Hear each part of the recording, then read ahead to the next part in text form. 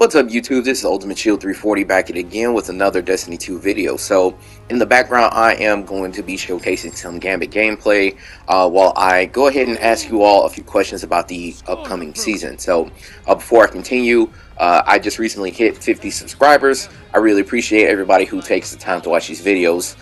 Feel free to like, share, subscribe, hit that notification bell for more Destiny 2 content. So let's go ahead and get into the topic of discussion. So the new season of the Deep has come out now for about a week. By the time you probably have seen, by the time this video comes out, you probably are going to be well into the second week of the season of the Deep.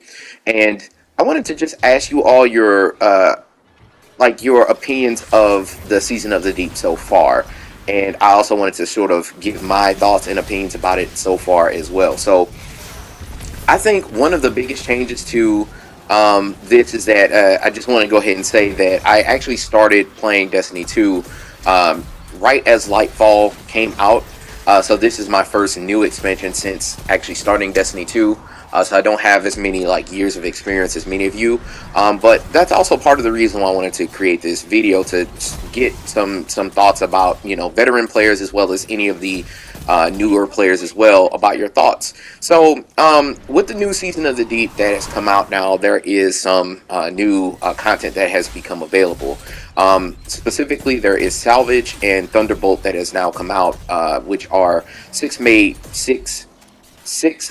fire teams that we use to kind of go through the content. Personally, I think this is a very welcome change. I mean, one of the things about Destiny 2 that I really enjoy is the community. It's actually a very good community in my personal opinion.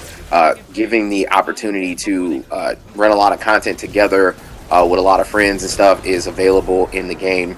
However, there's not too many six-man things, at least that I can see. Meaning the dungeons are three-man, I believe. I believe the only thing that that immediately comes to mind that's at least six-man is the raids, minus the two new operations.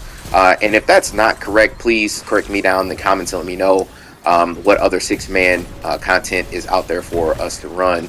But I bring that up to say that I think Destiny 2 needs to continue this trend of putting out new content with six-man fire teams.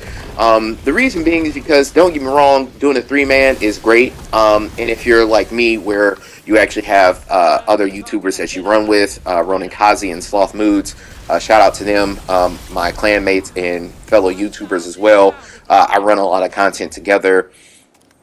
Recently we did a dungeon together. I can't remember the name of the dungeon off the top of my head, but it's nice that I already have two other people I can just sort of reliably call upon to run this content with. And if you are a solo player, you always have the looking for group in the Bungie app that you can use to find a group to run stuff with. However, there's not too much six-man content that you can run on a regular basis.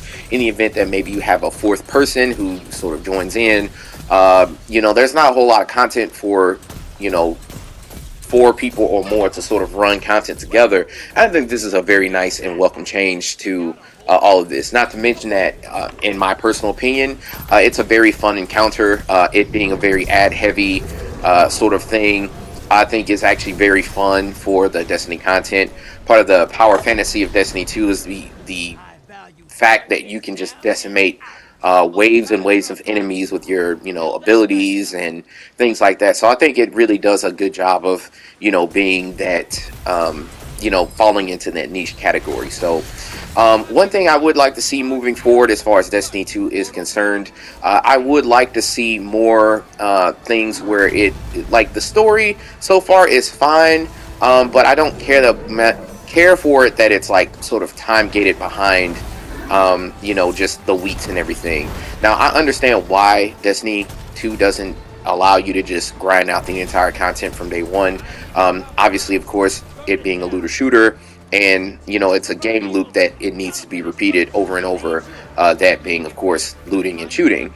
I understand why they don't allow you to just go out and grind it all at once, but it also sort of puts us in a strange position where With this new change, there is no power grind. So normally there would be a new power cap. I believe last power cap was like 1810 or something was the top that you could get to, or something like that.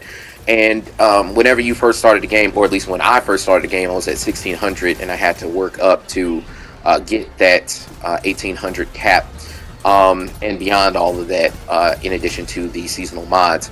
But now that we don't really have that grind, once you sort of do the storyline, the first 7 steps of the new storyline mission, you don't really have any new content to sort of run until the next week. So I don't know how you all feel about that. I feel as if, you know, if they're going to change the approach of how they used to run the content, while there's no power creep or anything, or, you know, power grind to run, it doesn't make much sense to me that they're going to keep some of the old systems, like, you know, not being able to just grind out the content from the beginning. Again, I understand why they don't do it, but I just feel as if you're going to take this approach, I feel as if you probably also need to, you know, kind of take that into account as well, moving forward. So those are sort of my preliminary thoughts. Overall, I think that this is a very good season. I'm excited for, you know, everything that's coming out.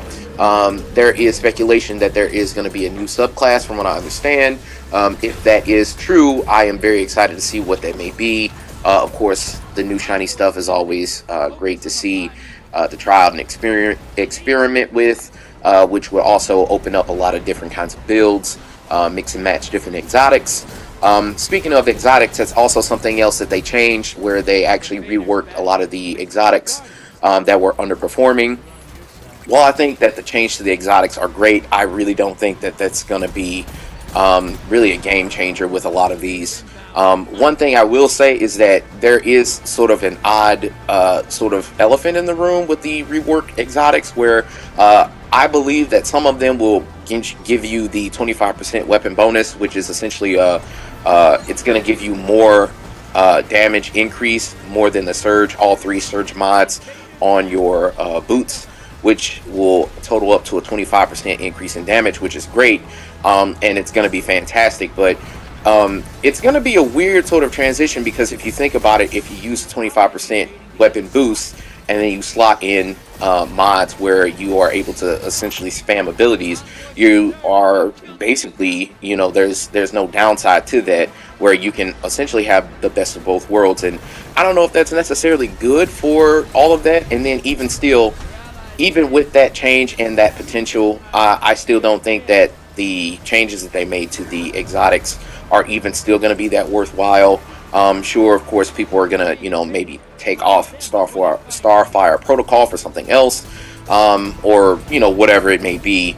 But I really don't think this change is really going to revolutionize Destiny in any meaningful way, if I'm being truthful. So those are my thoughts. I'm going to go ahead and let the rest of the gameplay play out. If you've made it this far, please like, share, and subscribe. Give me your thoughts down below in the comments. Otherwise, this is Ultimate Shield 340 signing off, and I'll see you in Destiny 2. Peace.